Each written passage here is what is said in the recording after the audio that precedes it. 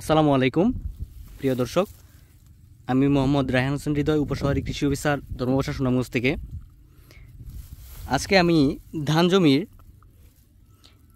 একটি লক্ষণ দেখা বড় রোগ, সেটি হচ্ছে আমরা বাকানি রোগ বলে চিনি, কিন্তু এটি বাকানি রোগের শেষ একটি পর্যায়।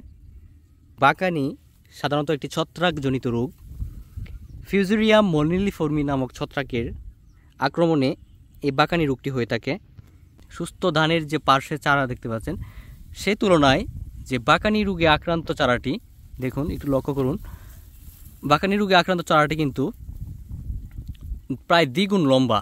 ধানের চারার গোড়ার দিকে যখন দেখবেন যে গিটগিট শিকড়, গিটগিট অবস্থা বিদ্যমান এবং ধানের চারাটি অধিক পরিমাণ লম্বা, এবং একটি পর্যায়ে এসে এই বাকানি বা গোড়া পচা হলে দেখা যায় যে পাশের যে কুশিগুলো আছে, পাশের কুশিগুলো লক্ষ্য করুন, পাশের কুশিগুলো সহ কিন্তু মারা যায়।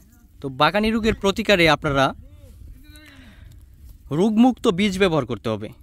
পাশাপাশি চেষ্টা করবেন যে একই বীজতলায় বারবার বীজতলা তৈরি না করা, চারা তৈরি না করা, কার্বেন্ডাজিম গ্রুপের ছত্রাকনাশক দ্বারা আপনারা বীজ শোধন করে বীজতলা চারা তৈরি করবেন। আর জমিতে এরকম বাকানি লক্ষণ দেখতে পেলে আপনারা কার্বেন্ডাজিম গ্রুপের ছত্রাকনাশক জমিতে স্প্রে করবেন। পাশাপাশি এই বাকানি আক্রান্ত যে চারাগুলো আছে, এই বাকানি আক্রান্ত চারাগুলো আপনারা জমি থেকে তুলে ফেলে দিবেন। আশা করি বাকানি থেকে সবাই পরিত্রাণ পাবেন।